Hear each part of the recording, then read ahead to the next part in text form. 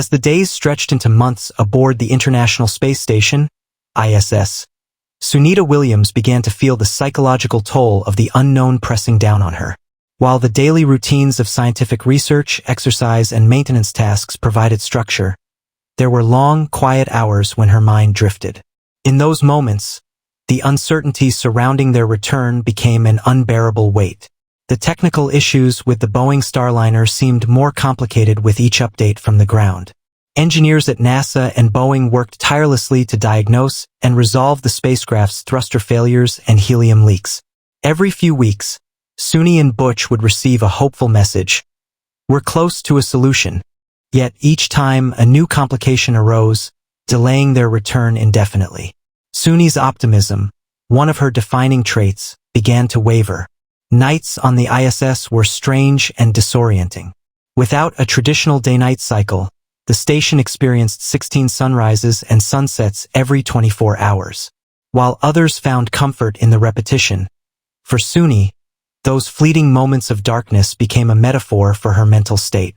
She felt trapped in a world where nothing ever changed.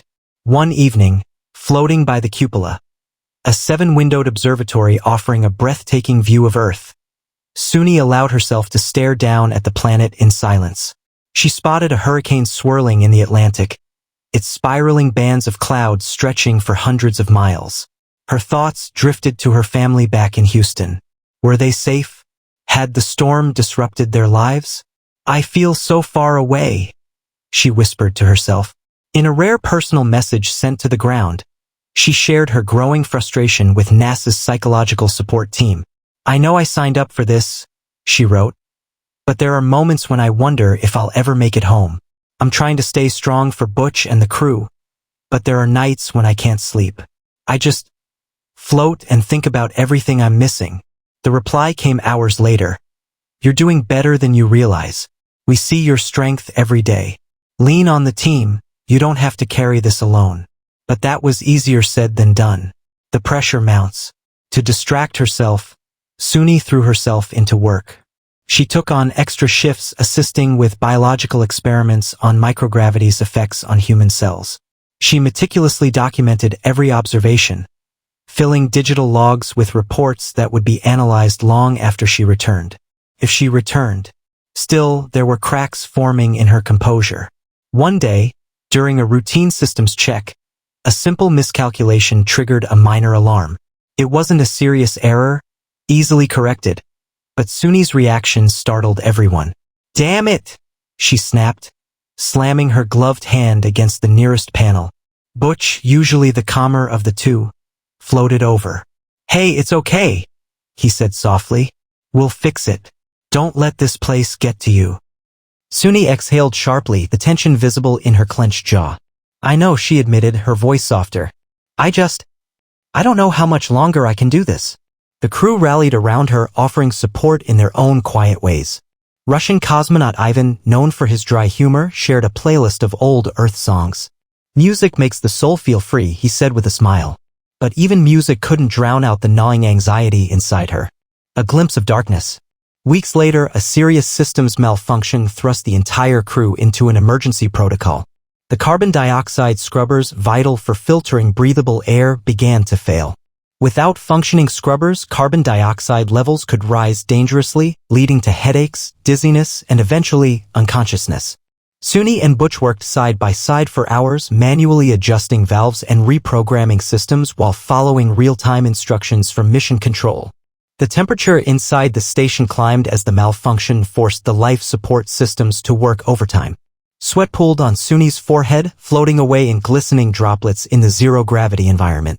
At one point, exhausted and breathless, Suni felt an intense wave of dizziness wash over her. For a terrifying moment, the edges of her vision darkened. She clutched the nearest handhold and closed her eyes, willing herself to stay conscious. "I'm fine," she lied when Butch asked if she needed a break. They couldn't afford to stop. After 9 tense hours, the system stabilized. When mission control confirmed the danger had passed, Suni let herself drift into the darkened module. Alone for the first time in days, she floated in silence. Tears formed in her eyes, only to hover in perfect spheres before her. She brushed them away before anyone could see. In a private journal entry she recorded later, she wrote, I'm beginning to understand how fragile the line is between survival and disaster up here.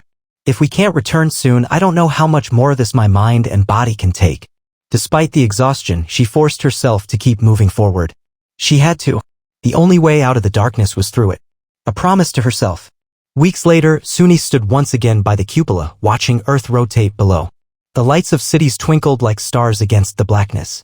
It was a sight that never lost its magic, no matter how heavy her heart felt. I will make it home, she vowed softly. I will see my family again. But as the days stretched on without a solution for Starliner, that promise felt harder and harder to keep. Afterward, she retreated to the observation module. The sight of Earth, so close yet impossibly far, should have been soothing. Instead, it only deepened her sense of isolation. Butch found her there hours later. You okay? He asked softly. I don't know, she admitted, her voice barely audible. Some days, I feel like this place is swallowing me whole. He floated closer, resting a hand on her shoulder. I feel it too. But we're not alone in this, Suni. We'll get through it together. His words offered a fragile comfort. But in the back of her mind, the question lingered, how much longer could she hold on? The breaking point. The breaking point came unexpectedly. One day, while conducting a spacewalk to inspect the station's exterior, a sharp jolt vibrated through her suit. At first, Suni thought it was nothing, an anomaly in the equipment. But then her visor flashed a warning, suit pressure dropping. Panic surged through her veins. In the vast blackness of space, a pressure loss could be fatal. Her gloved fingers flew over the control panel on her wrist, searching for the leak. I'm losing pressure, she reported, her voice tighter than she wanted it to be. Stay calm, Butch's voice crackled through the comm. Check the seals on your left gauntlet. Her vision blurred as she located a small tear along the edge of her glove.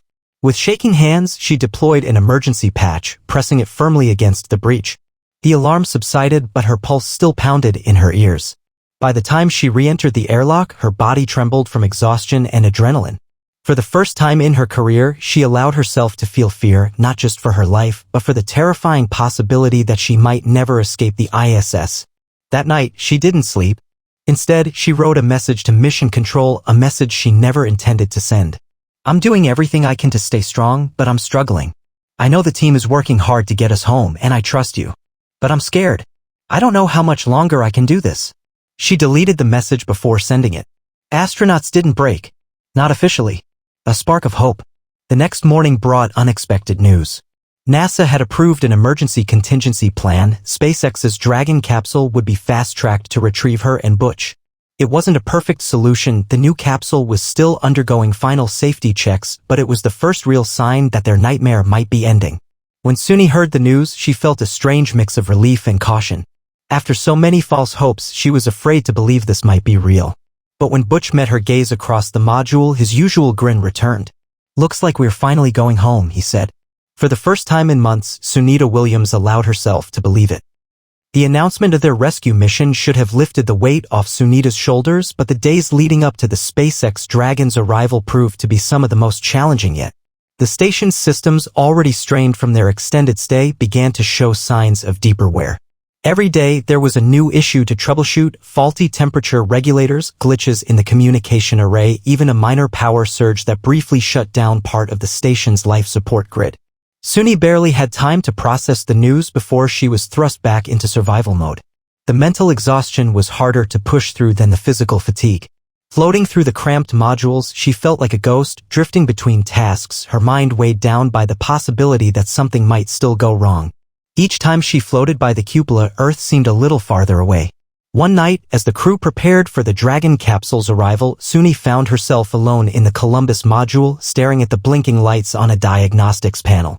The faint hum of the station echoed around her. She should have felt relief, but instead, a deep anxiety gnawed at her. What if the Dragon malfunctioned mid-docking? What if the structural integrity of the ISS weakened before their departure? And worst of all, what if they never made it home? For the first time, Sunita Williams allowed herself to imagine the unthinkable, that her story might end in orbit. A voice from Earth. In the darkest hours, it was a message from home that pulled her back. That evening, as the station drifted over the eastern United States, a private video message arrived from her husband, Michael. His face filled the small screen in her personal quarters, tired but hopeful. Hey Suni, he began softly. I know things are rough right now, but I wanted to remind you of something you told me before your first mission. Her breath caught as he continued. You said, no matter how far away I go, I'll always come back. And I believe you. I believe in you. He smiled gently. Margot misses you and so do I. But we'll be waiting when you get home. You've got this. For the first time in months, Sunita felt tears rising, not out of fear, but out of love. She closed her eyes and clutched the small pendant Michael had given her before the mission, a silver star symbolizing the dream that had carried her to the stars. I'll come back, she whispered to herself. I promise. The next morning, with renewed resolve, she suited up for their final preparations. The day of reckoning. When the SpaceX Dragon finally arrived, it was like seeing a lifeboat appear on the horizon of a vast, endless ocean. The sleek capsule, illuminated against the black void, crept closer as the automated docking system aligned it with the station. In mission control, every breath was held as the mechanical arms latched onto the Dragon. The soft hiss of equalizing pressure marked the successful connection. For the first time in what felt like forever, hope became reality. Suni and Butch worked swiftly to transfer their critical research and personal effects to the Dragon. Each movement felt heavy with significance, every tool stowed, every experiment secured, a step closer to home. As Suni sealed the hatch behind her, she took one last look at the ISS. This place, both a sanctuary and a prison, had tested her in ways she never thought possible. The Dragon's cabin was tight but reassuringly familiar. As she and Butch strapped in, the countdown began. Dragon, this is Houston. You are go for undocking. With a soft shudder, the capsule detached, drifting free. The ISS grew smaller in the viewport as Earth's blue curve expanded before them. Re-entry, facing the fire. The most dangerous part of the journey was still ahead, re-entry through Earth's atmosphere. The Dragon capsule would plummet at over 17,000 miles per hour, its heat shield absorbing temperatures nearing 3,000 degrees Fahrenheit. As the capsule began its descent, the G-forces pressed against Suni's chest, making it hard to breathe. Fire licked at the windows, blazing orange and white, like falling through the heart of a star. Hold on, Butch said, his voice strained but steady. Suni closed her eyes and gripped her harness. The pressure felt like it might crush her, but through it all, she held onto one thought. I'm going home. When the blazing heat faded and the capsule's parachutes deployed, a deep, trembling breath escaped her lips. The gentle tug as the Dragon slowed felt like being cradled by gravity itself. With a final splash, the capsule touched down in the Pacific Ocean. Rescue boats swarmed to their location, guiding them back to the world they had fought so hard to return to. As the hatch opened, sunlight flooded the cabin, warm, real, and undeniably earthly. Suni blinked against the brightness, a smile breaking through her exhaustion. They had made it. The return to Earth. Back on solid ground, Sunita Williams was greeted by her family. The moment she saw Michael, she felt the last pieces of her fear melt away. He pulled her into a tight embrace, and for the first time in what felt like an eternity, she felt truly grounded. In the weeks that followed, reporters clamored for interviews, eager to hear the inside story of her harrowing experience. Suni shared the facts, how close they had come to failure, the endless technical problems, but the deepest truth was something harder to express. In a rare, quiet interview months later, she finally admitted, "There were nights when I wasn't sure I'd make it back. Nights when the silence was louder than any sound I'd ever heard. But in those moments, I remembered why I was there, to push the limits, to bring back knowledge, and to return home to the people I love." And with that, Sunita Williams, the woman who had touched the stars and faced the darkness, became a symbol not just of scientific achievement, but of the unyielding human spirit. She had survived the darkest days of her life. And through it all, she had found her way home. For a moment, Suni hesitated. She thought of the endless nights staring at Earth, the pressure lost during the spacewalk, the fear that had gripped her heart. Then she smiled softly. "I kept going because I knew people were counting on me," she said. "But more than that, I believed there was still a future waiting for me back home. And I wasn't ready to let go of that future." The girl's eyes widened with awe. In that instant, Suni realized her survival wasn't just about technical skill or mental toughness, it was about holding on to hope when everything else felt impossible. Facing the darkness again. Years later, when NASA offered her a leadership role on the Artemis mission's humanity's return to the moon, Suni hesitated. The thought of leaving Earth again, of stepping back into the void, stirred old fears. But as she stood beneath the towering Artemis rocket, watching the engineers prepare for the next chapter of exploration, something shifted within her. She remembered the promise she had made to herself in the darkest days aboard the ISS, "I'll come back." And now she realized coming back wasn't just about returning to Earth, it was about returning to herself. On the day of the Artemis launch, Michael and Margot stood in the crowd, waving as she boarded the capsule. With one final glance at the earth below, Suni felt a calm resolve settle over her. The darkness no longer frightened her. It had shaped her, yes, but it had also revealed her strength. As the engines ignited and the spacecraft lifted off, she whispered the words that had carried her through the hardest days. "I'm not afraid anymore. I'm ready." And with that, Sunita Williams once again soared toward the stars, not as someone escaping the darkness, but as a woman who had faced it and found the light within.